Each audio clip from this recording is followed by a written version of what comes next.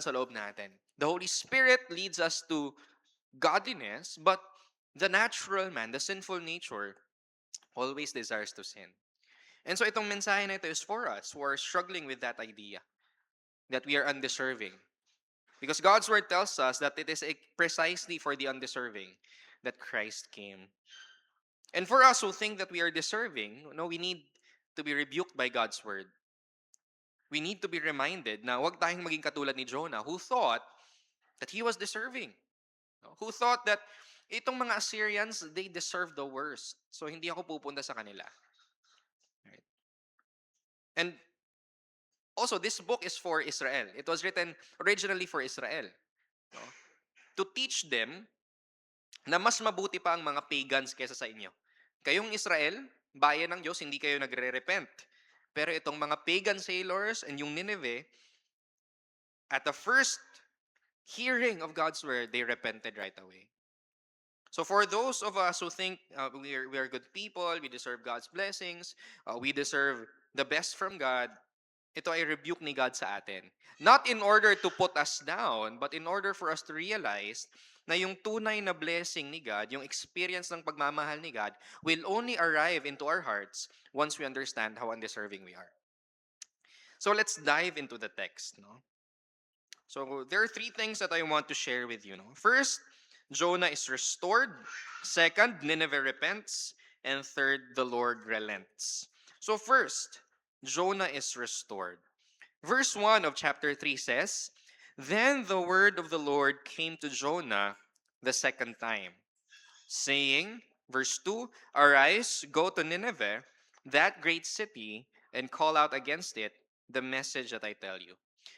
So in the last verse of chapter 2, makikita po natin that the Lord spoke to the fish. So very interesting na si Jonah na propeta ng Diyos, hindi nakinig, pero yung isda na hindi naman nilikha sa imahe ng Diyos, mas obedient pa kay Jonah. No? Chapter 1, verse 17, the Lord appointed the great fish.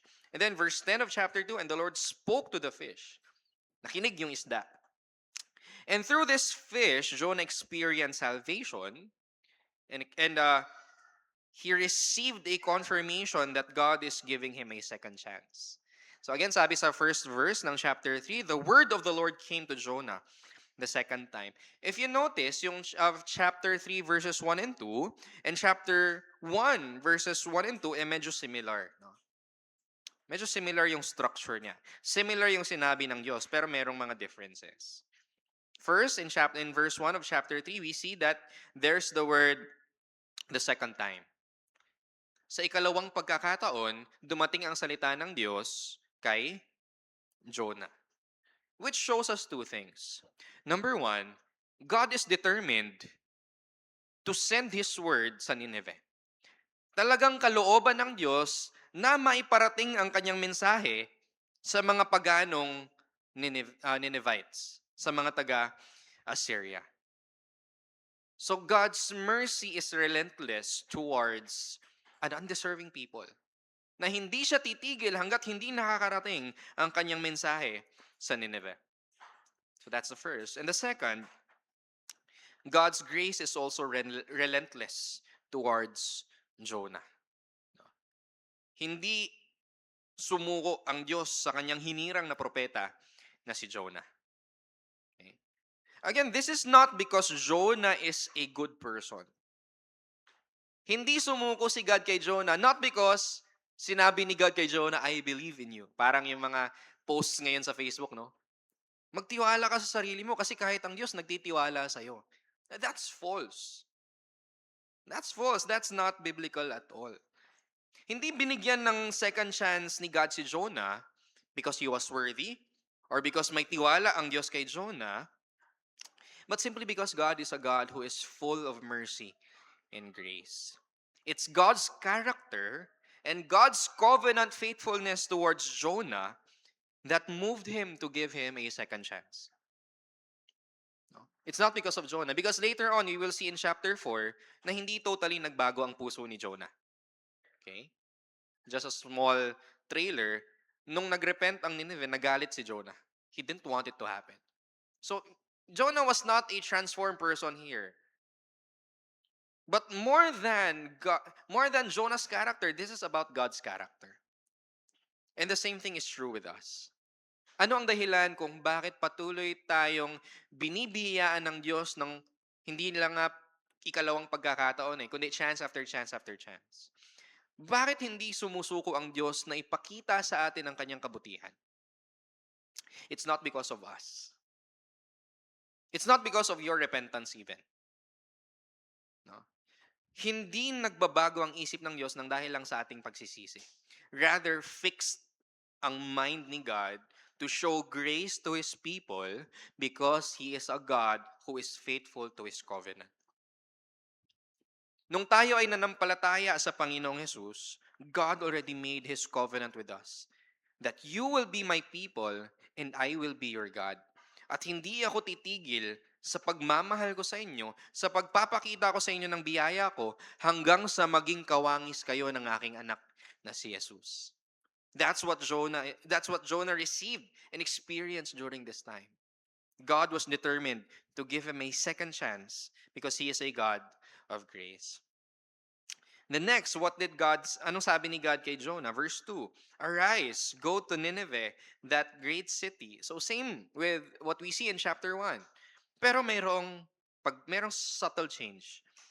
And call out against it the message that I tell you. So sa chapter 1, ang sabi ni God, call out against it for their evil has come upon me. Pero ngayon, mas specific na ang kanyang pagkatawag. Pumunta ka sa Nineveh, call out against it, and yung mensaheng daladala mo is the message that I tell you. So it's a personal message. Jonah, you are my prophet at binibigay ko sa iyo ang privilege na maging mouthpiece ko. Na dalhin yung mensahe na nanggaling sa akin mismo tungo sa bayan ng Nineveh. Okay. And this is the great blessing that we Christians receive. We are sinners, undeserving like Jonah. Alam natin ang tama, alam natin ang mga inuutos ng Diyos, pero laging ang ginagawa natin is either salungat sa mga inuutos ng Diyos or kalahati lang sa mga inuutos ng Diyos. We either disobey Him or we offer half-hearted obedience or we offer delayed obedience. And half-hearted obedience and delayed obedience is no obedience at all. That is disobedience against God. We don't deserve it. Ngunit, number 1, pinakita ng Diyos sa atin ang kanyang biyaya sa pamamagitan ng pagliligtas sa atin. Pagtutubo sa atin mula sa ating mga kasalanan at pag-adopt sa atin bilang mga anak ng Diyos. And not only that, binigyan po tayo ng pribilehiyo ng Diyos para dalhin ang mensahe ng mabuting balita tungo sa mga tao. That is a blessing. Yes, it is a duty, but that is a privilege na hindi binibigay ng Diyos sa kahit sino lang. Ang mabigyan ng pribilehiyo na ilagay sa mga bibig natin ang mensahe na nanggaling sa Diyos ay hindi isang maliit na bagay. This is a great duty and a great privilege to be representatives of the living God. At yun ang binigay na task ng Diyos kay Jonah. And we see here the restoration that Jonah experienced. Yes, Jonah, nagkasala ka. I disciplined you, yes. But remember, God's discipline is not in order to destroy, but God's discipline is in order to restore. Ngayong naranasan ni Jonah ang disiplina ng Diyos, dapat mas naunawaan niya na kung ano yung experience ng ma-receive yung grace ni God. So that he is now in a better position to minister. Ganon din po sa atin. Mas magiging faithful servants tayo ng Diyos if we understand what it is to be receivers of mercy and grace. Maalis lahat ng pride natin, maalis ang self-glorification. Our only desire is to glorify God and to see God's mercy displayed to the people that God has called us to serve. Now, ano ang response ni Jonah? Verse 3. So Jonah arose. Iba na. In chapter 1, we see na after God said, Jonah, arise, anong ginawa ni Jonah? He went down to Tarshish. went down to Joppa, boarded a boat to go down to Tarshish, and went down into the bottom of the ship in order to sleep, and then he was thrown down into the sea and down into the belly of the fish. Pero ngayon meron ng difference. Instead of going down in disobedience and sin, Jonah now arose. God called him to arise, so Jonah arose and went to Nineveh according to the word of the Lord. Dati he was fleeing from the presence of the Lord. Now he is going according to the word of the Lord. So ito ang sign that a person has been restored into communion and fellowship with God. Mayroon ng new and complete obedience. New and complete obedience. Ngayong naranasan at naintindihan ni Jonah ang kaligtasan at biyaya ng Diyos, handa na siya na sundin ang kalooban ng Diyos na tumawag sa kanya. At ang pagsunod na kanyang i-render sa Diyos ay hindi lamang half-hearted, hindi lamang siya partial or delayed, but it is complete. And the same thing is true with us. Ang taong na-renew sa pamamagitan ng gospel, a person who is in intimate communion with God is a person who offers complete obedience unto their master. Among evangelicals ngayon, laging napag-uusapan yung konsepto ng legalism. To the point na nagiging unhealthy na. If a person is told to obey God's word, many would say, napaka-legalistic mo naman. Because you're calling me to do something. Eh, di ba Christianity is about what God has done, not what we do? So yes and amen. Christianity is primarily tungkol sa ginawa ng Diyos para sa atin sa pamamagitan ng pagkamatay at muling pagkabuhay ni Jesucristo. But ano yung fruit ng gospel sa buhay ng isang mananampalataya? It's obedience. Okay?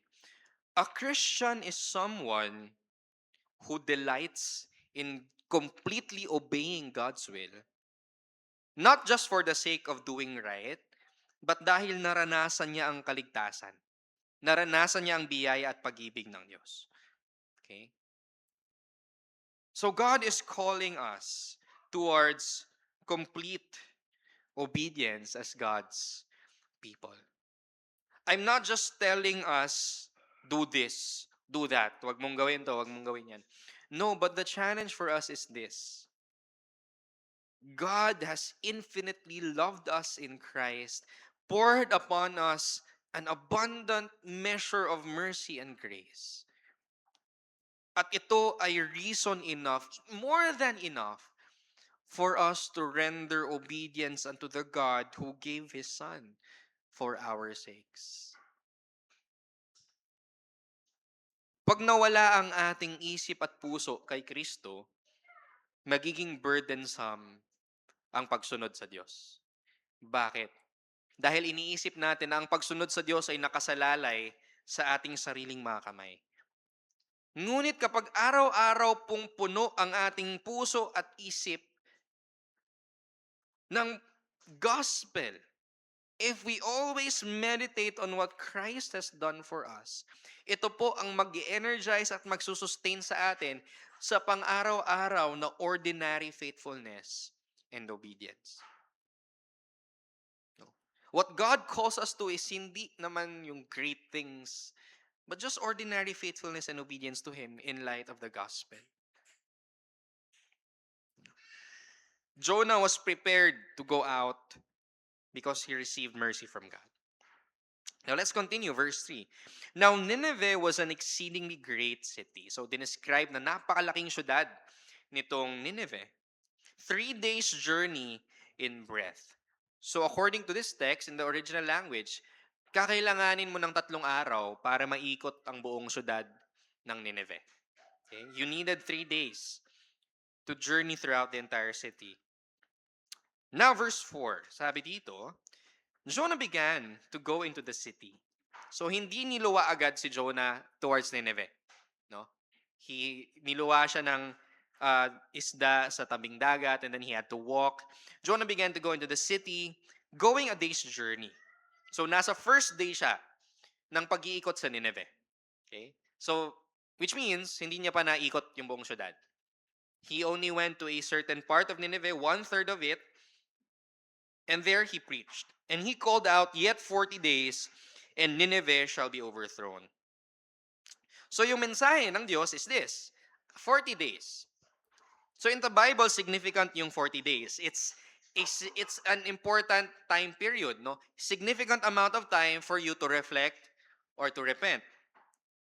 For example, ilang years nag-wander ang Israel sa wilderness? 40 years. Ilang days si Jesus sa wilderness when he was tempted? He fasted for 40 days. Right? So, very significant yung 40 days. It's a time of reflection and repentance. So here, God is giving Nineveh a significant amount of time, 40 days. This is my grace period for you, and Nineveh shall be overthrown. No? If you don't repent in 40 days, God's judgment will come upon you. So yun lang yung message ni Jonah.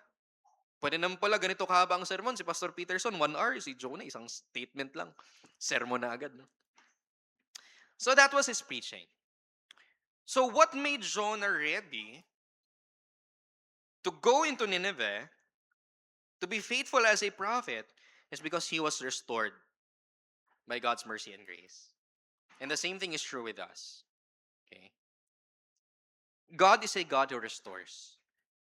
Ang Diyos ay isang Diyos na punong-puno ng pag-ibig, handang magpatawad, at handang ibalik tayo mula sa lugar from where we fell. Okay? So where are you this morning? Nasaan ka sa iyong Christian journey? Are you that person who is struggling with sin? God is a God who restores. God is a God who reaches out to you. My friend, if you're struggling with sin, that's not something that you alone experience. We all struggle with sin. We all struggle with sin, whatever sin that is. And the good news is, God provides a way out. Hindi po tayo pinabayaan ng Diyos na mag-struggle on our own. God has given us His presence through His Word, through prayer, through the sacrament, through the fellowship of the church, in order to strengthen us and energize us to fight another day. Maybe you're here and you're like Jonah. Nasa season ka ng pagdiscipline ng Diyos. Okay? Alam mo na God's hand is heavy upon you. And now maybe you're doubting, talaga bang mahal ako ng Diyos kasi nararanasan ko ang mga bagay na to. If you're a believer and you're in that season, like Jonah, God's hand of discipline is given not out of spite, but out of love. Kaya tayo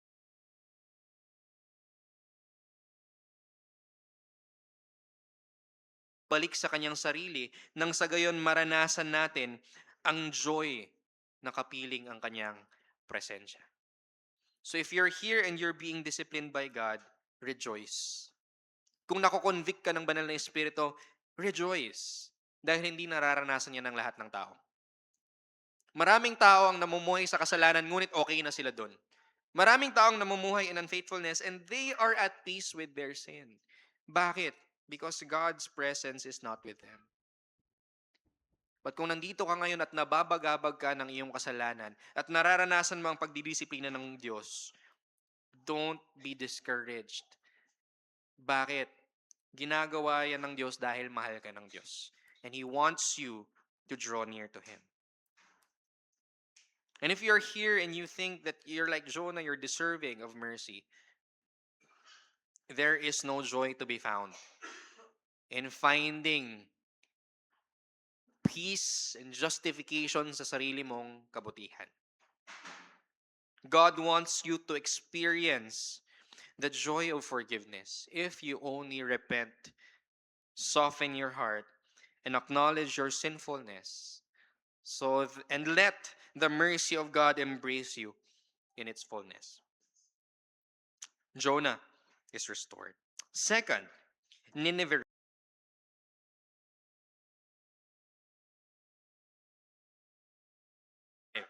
And the people of Nineveh believed God. Instant. I- Isang statement, and Nineveh believed. Tulad nung pananampalataya ng mga pagan sailors in chapter 1, so did Nineveh believe. Sila ay nanampalataya agad sa Diyos ng Israel nung narinig nila ang mensahe na darating na ang paghuhukom ng Diyos sa kanila. They believed God. At mayroong external action na ginawa ang Nineveh. They called for a fast. So fasting is a sign that I am going to abstain from physical nourishment for the sake of my spiritual nourishment. Hindi mo na ako kakain dahil nais kong maging maliwanag sa akin ang kalooban ng Diyos. So they fasted. They put on sackcloth. Ito yung way nila ng pag-mourn, pag-grieve noon. Naglalagay sila ng sackcloth sa kanilang mga katawan. That's what they wear. So for Chinese, it's wearing white, right? That's the sign that you're mourning. For them, it was sackcloth. From the greatest of them to the least of them. And then verse 6, and the word reached the king of Nineveh. Again, when Jonah preached, nasa first day pa lang siya out of 3 days.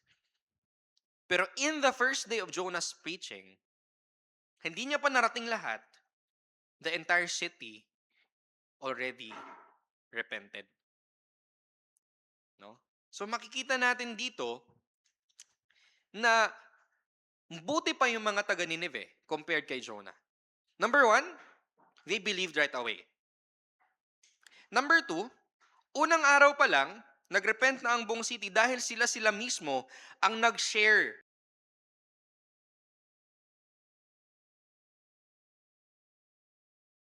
to proclaim the message of God. But the Ninevites, unang beses pa lang nilang narinig ang salita ng Diyos, sila na mismo ang nag function as prophets within their own city by proclaiming the message to their neighbors and to their friends. Darating na ang judgment ng Diyos, kaya dapat tayong magsisi. Until it was able to reach the king of Nineveh. So itong king of Nineveh nito, this is not the king of Assyria. But ito yung naatasan, no? Para siyang provincial director, no? Na binigyan ng task ng king of Assyria to govern over Nineveh. So nakarating sa pinakapinuno ng Nineveh, and what did he do? He arose from his throne, removed his robe, covered himself with sackcloth, and sat in ashes. So the throne and the robe symbolized his power and authority.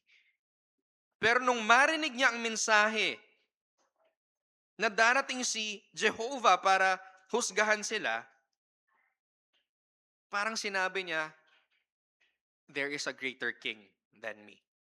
At mas mahalaga sa akin na maging maayos ako sa Diyos na ito kesa sa makaupo ako sa tronong ito at masuot ko itong robe na ito. So he removed his robe, he arose from his throne, and sinuot niya yung sackcloth and umupo siya sa ashes. He humbled himself utterly. And then verse 7, he issued a proclamation and published through Nineveh, by the decree of the king and his nobles, let neither man nor beast, herd nor flock taste anything. Let them not feed or drink water. Let man and beast be covered with sackcloth, and let them call out mightily to God. So, sobrang radikal ng kanilang pagsisisi at repentance to the point na pati ang kanilang mga alagang hayop ay kailangang mag-fasting. Ganon po nila sineryoso ang mensahe ng Diyos na dumating sa kanila.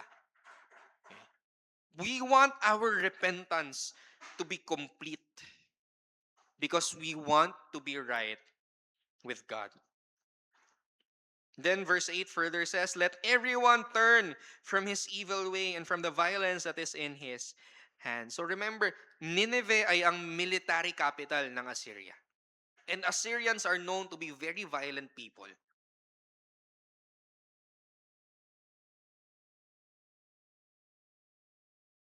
ng mga kalaban at inihahampas sa mga pader. They were a wicked people. But here, the king of Nineveh repents. Turn from your evil way. Your sexual immorality, your violence, talikuran natin ito. So we see that the repentance of Nineveh was complete. Mayroong internal na turmoil within them because of their sins at mayroong outward manifestations of their repentance. Okay? Hindi lamang nila sinabi na sige, sa heart namin magre-repent kami, but yung buhay namin outwardly ordinary pa rin. No. They were so affected by God's message that it caused them not only to have an inward repentance, but it caused them to radically change their lifestyle and their behavior. Question for us, gaano po karadikal ang ating pagsisisi? How radical is our repentance toward God? Talaga bang naunawaan natin ang bigat ng pagkatawag sa atin ng Diyos? Ang bigat ng mga utos ng Diyos sa atin? At naunawaan ba natin ang lawak ng pag-ibig ng Diyos sa atin to the point na willing tayong isuko ang ating buong pagkatao nang sa gayon maranasan natin ang pagpapatawad at ang biyaya ng Diyos? The only rightful response when we hear God's call of repentance, of course, is to repent and to repent completely. Repent completely. All of our sins, we bring them all to God. And the external manifestations of repentance should be seen in prayer, in submitting to God's revealed will. That must be demonstrated. So how is our repentance this morning? Kumusta ang ating pagsisisi sa Diyos? By the way, when you talk about repentance, we're not just talking about yung initial natin na paglapit sa Panginoong Yesus para tayo ay maligtas. Repentance is not a one-time thing. When John the Baptist and when Jesus preached, repent and believe the gospel, yung Greek tense po ng word na repent is not just a one-time act, but it is an act that continues in a person's life. That's why John Calvin said, repentance is not the beginning of the Christian life. It is the Christian life. We will never stop repenting because we will never stop sinning and we will never stop needing God's mercy in our daily lives. So again, question, how is our repentance? Mayroon ba tayong inward conviction of the Spirit that leads us to repent of our sins daily? Nararanasan ba natin yung enabling power ng Holy Spirit through the gospel na baguhin ang ating pananalita, ang ating mga kilos, ang ating pag-iisip? And then verse 9 says, who knows? So mayroong question. Who knows? Hindi natin alam. God may turn and relent and turn from His fierce anger so that we may not perish. Sa statement na ito ng verse 9, the king of Nineveh demonstrates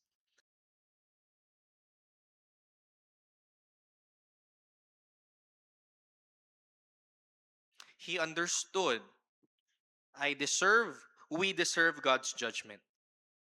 Pero kami ay nagbabaka sakali na kung loloobin ng Diyos, kahit hindi kami karapat-dapat, kahit hindi siya obligado, na sana kami ay kanyang patawarin at kanyang kahabagan.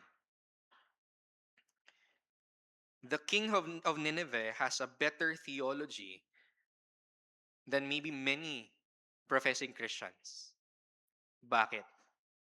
Many Christians nowadays presume on God's mercy. Namumuhay sila na para bang obligado ang Diyos na patawarin sila. Na para bang nate-take for granted nila that what they receive is mercy and grace.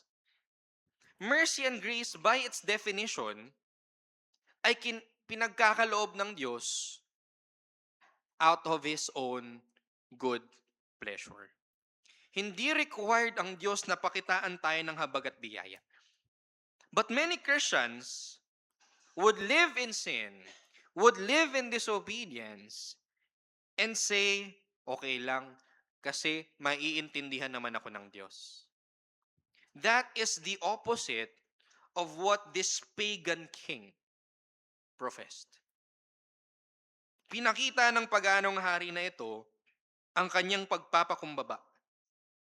At alam niyang hindi obligado ang Diyos na pakitaan siya ng habag. And the same thing is true with us. God is not obliged. God is not obligated to show you mercy and grace. He simply chose to do so because of who He is. And so wag po nating abusuhin, quote-unquote, ang biyaya at habag ng Diyos sa atin sapagkat pinakita at ibinigay niya ito sa atin ng hindi libre. Okay? Hindi po ito libre. For us, yes, it is free. But for Him, it cost Him His only begotten, beloved Son. The Father sent His Son to die on our behalf so that He could display mercy and grace to undeserving sinners like you and me.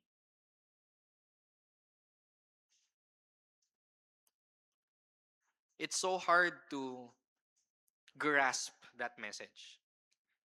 Kung i-meditate lang natin ng malalim yung gospel, we can understand the message, but at the same time, sobrang lalim at complex ng gospel that it's hard to grasp it with our hearts. Na ang isang makasalanang katulad natin ay mamahalin ng Diyos. At ibibigay niya ang kanyang anak para mamatay sa mga makasalanang katulad natin. At simpleng pananampalataya lamang sa kanyang anak ang instrumento para tayo ay makabalik sa kanyang presensya. That is a simple yet very complex message that He has given to us. And that is the good news. That is the good news. So, question, namamangha pa po ba tayo sa gospel? Does the gospel still amaze us daily?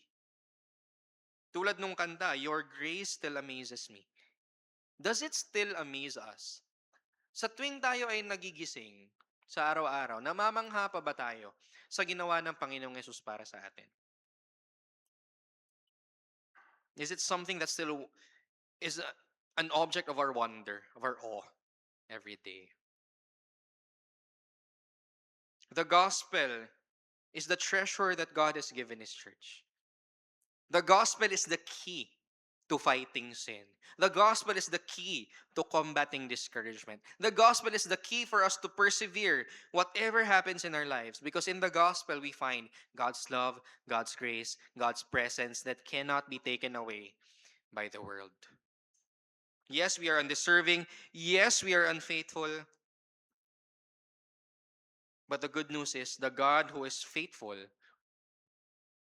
gave us the only deserving one, Jesus Christ, so that in Christ we might be received as though we had never sinned and as though we are perfect in God's sight. How is our repentance? Ang repentance ba natin is by our own effort? Romans tells us that God's kindness leads us to repentance. Your repentance will never be perfect. Okay? You will never be perfect. Laging may kulang sa repentance natin. Right? So it's not about your repentance. Yes, God calls us to complete repentance. But your repentance will never be perfect. But here is the good news. It's not about your repentance, but who you are repenting unto. Repentance is not just turning from sin, but it is turning unto God. Repentance is not, Lord, babawasan ko ang kasalanan ko para maging katanggap-tanggap ako sa inyo. That's not repentance. Lord, lilinisin ko ang sarili ko para maging katanggap-tanggap ako sa inyong presensya. That is not repentance. Repentance is saying, Lord, I am a sinner. I don't know what to do on my own, but I am running to you because salvation is found in you and in you alone. Repentance is surrendering not just your sins, but surrendering unto the one who loves your soul to the uttermost. So have you repented? Not just of your sins, but have you repented unto God, the one who loves you? Kapag naunawaan po natin kung gaano kalaki ang pag-ibig ng Diyos sa atin, we would desire to repent unto Him. Think of the person who loves you the most in this life. Multiply that by millions and trillions, and that is the love that God has for you. A love that is unending, a love that is unfathomable, a love that will satisfy you and fill you to the uttermost. That is the God that we worship. If you are a child of God, God's judgment no longer threatens you. Don't think hard thoughts of God. He is your Father. Even when He disciplines you, it is a loving discipline. He loves you to the uttermost. Kung gaano kamahal ng Diyos Ama ang kanyang anak, ganoon ang pag-ibig ng Diyos sa atin. No more, no less. God delights in you. God loves you. God cherishes you for the sake of His Son. Repent unto Him. He is worth repenting unto. So first, Jonah is restored. Second, Nineveh repents. And third, the Lord relents. Verse 10. When God saw what they did, how they turned from their evil way, God relented of the disaster that He had said He would do to them, and He did not do it. Nineveh repented, nagsisi sila, and so the judgment that God spoke unto Nineveh was withdrawn. God relents. So yung word na relent, it's connected with the word compassion and comfort. Okay. Instead of pouring out God's judgment on Nineveh, because they listened to God's word, God withdrew His punishment.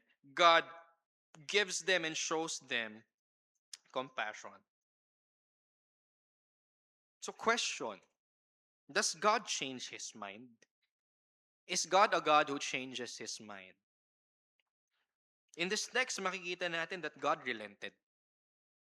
He said He will punish, but now nagbago ang isip niya. Does the Bible teach us that God changes His mind? Numbers 23:19 says, God is not a man that He should lie, nor a son of man that He would change His mind. So does this text contradict? Does this text contradict what God has previously revealed about Himself? So the Bible teaches us that God is unchanging. The word for the theological word for that is immutability. God is immutable. God cannot change. And God cannot change His mind. So anong nangyayari dito sa verse 10 ng chapter 3 na nagsasabi na para bang nagbago ang isip ng Diyos?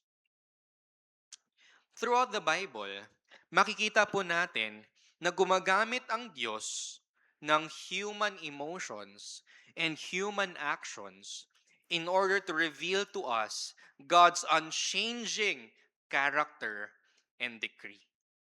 Okay? So, ginamit ng Diyos ang term ng relenting para po maunawaan natin ang kanyang holiness at ang kanyang mercy. That otherwise we would not know if He did not do this. He uses terms of accommodation.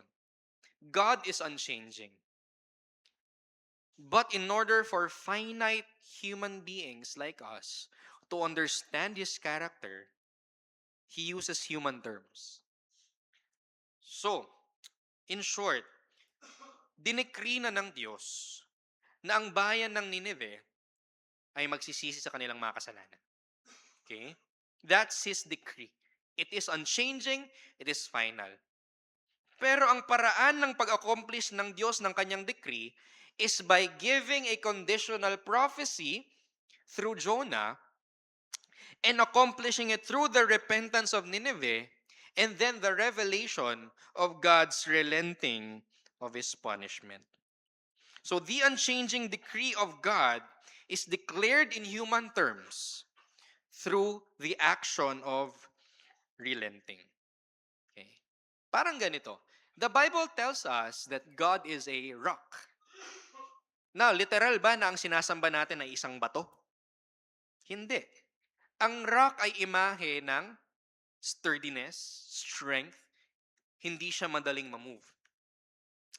Now, in the Bible, whenever we read that God repents or God relents, we're not taking it literally na parang nagbago talaga ang isip ng Diyos. But rather, gumagamit ang Diyos ng what we call anthropopathisms.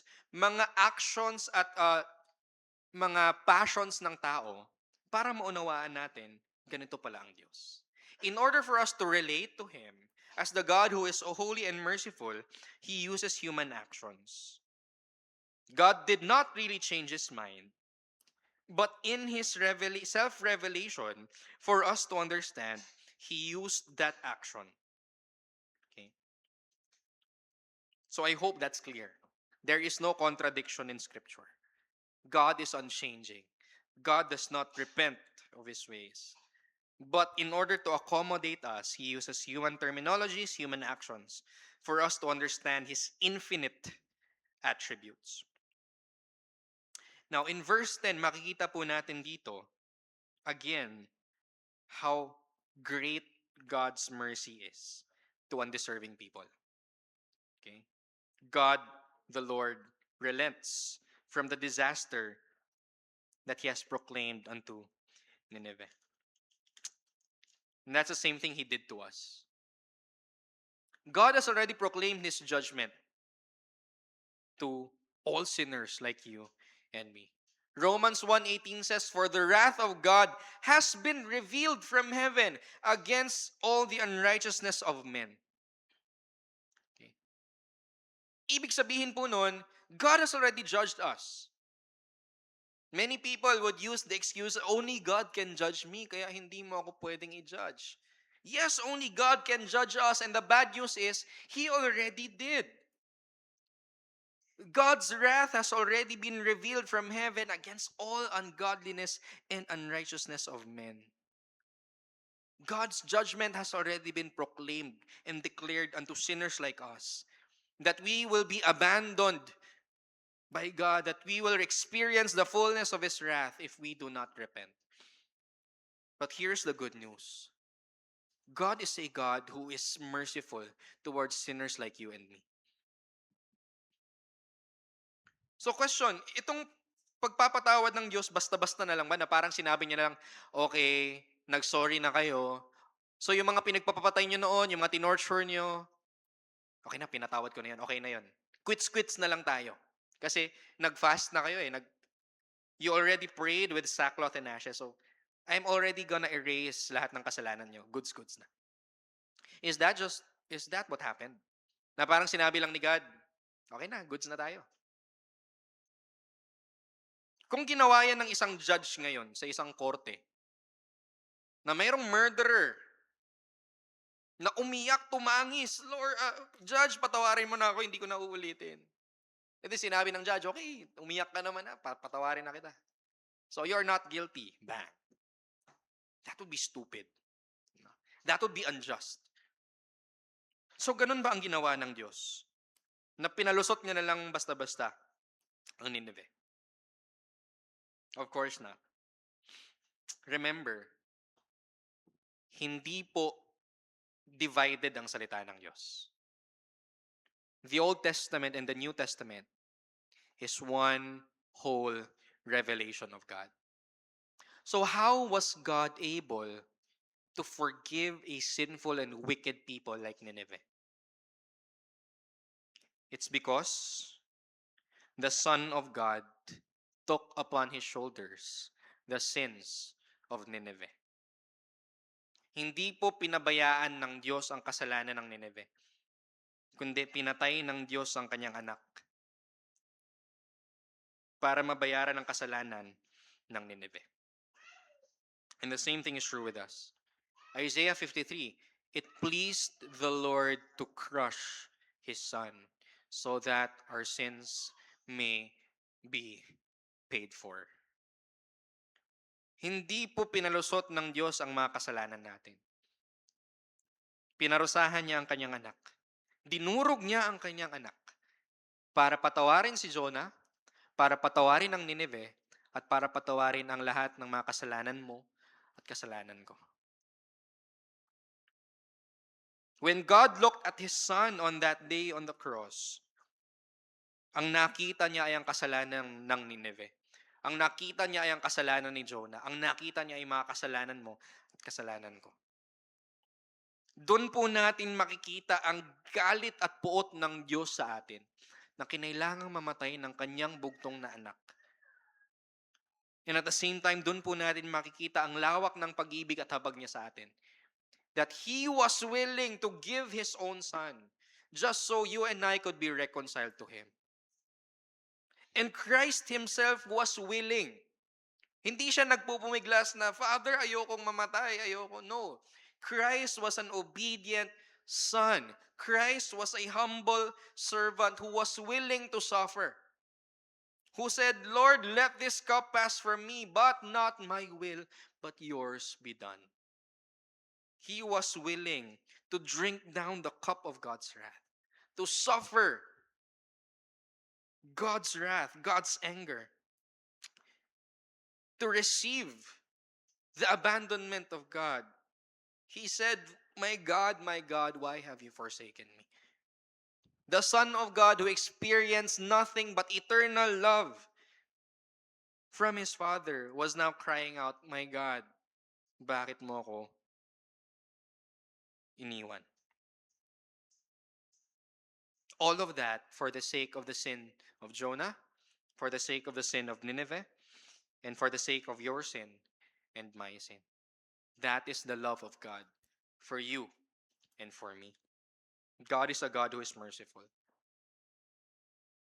So, dear church, embrace this mercy. Embrace this mercy. God's mercy is relentless towards His people. Even in those moments na ayaw nating lumapit sa Diyos, it is God who pursues us. It is God who reminds us that He is here and He will not give up on you. Not because you are good, not because you are deserving of salvation, but because God is a God who is merciful and faithful to His covenant. Kung nakabase po sa atin ang pag-ibig ng Diyos, matagal niya na po tayong iniwan. He would have already left us. But praise be to God, His love is based on His character as the unchanging God who is faithful to His people, faithful to His promises. That even if you sin, even if I sin, God's love remains. God's love is unchanging. God's love is a love that forgives and sanctifies. God's love is a love that leads us to repentance.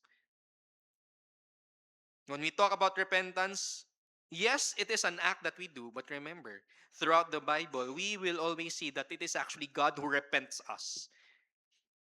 Siya ang umiikot sa atin. Nang sa gayon, makapagsisi tayo.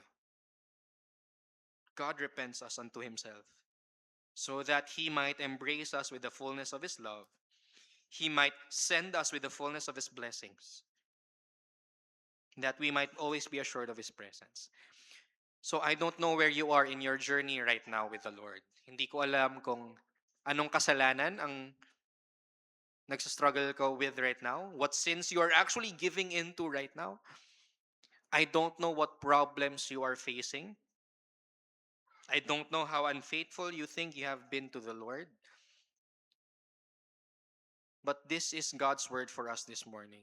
God is a merciful God. God is a merciful God. If you are His child, everything that He does is in order for you to return to Him. God is calling you to return to Him this morning. Hindi siya napipilitan na tawagin ka. He wants you to come to Him. And so may we, like Jonah, meditate on the gospel, that it is for Christ's sake that God calls us to Himself. and let us return to Him. When God tells us to come, let us come. When God tells us to arise, let us arise. Because there is no better place to be in than to be in the presence of God. But I'm still struggling with sin. How can God accept me? You will never stop struggling with sin until the day you die. The Christian life is not a life na mas nagiging perfect ka by the day. No. You will always struggle with sin. But the promise of God is this: He will be with you as you struggle. He will continue to speak to you His word of grace and mercy and forgiveness until the day He calls you home. Ang dami ko pang mga problema, ang dami kong burdens, ang dami kong struggles. What do I do with this? God might not take away those problems for you, but He promises that He will be with you all the way. Find your strength in Him. Struggle daily with Him in word and prayer. And you will find His presence sweet. So sweet that it will enable you to persevere through whatever you're going through. And friends, God is a merciful God. God is a so gracious God, so patient, so loving to undeserving people like you and me. May we receive this word of grace that He has declared to us this morning. His mercy and grace displayed in the person and work of His Son, Jesus Christ. Tayo po'y manalangin. Father, we thank you for the word that we have heard this morning. Salamat po for the grace that you show undeserving sinners like us, unfaithful people, broken people, struggling people. Lord, wala po kaming kayang gawin para baguhin ang aming mga sarili. Wala kaming kayang gawin in order to earn your blessings and love. But we thank you because you have showered us with all good things and blessings and love and salvation in the person of your Son, Jesus Christ. Help us to cling on to Him with faith, even as we're struggling, even as we're broken, even as we're constantly battling with sin. Lord, I pray that you assure us of your presence and your continuous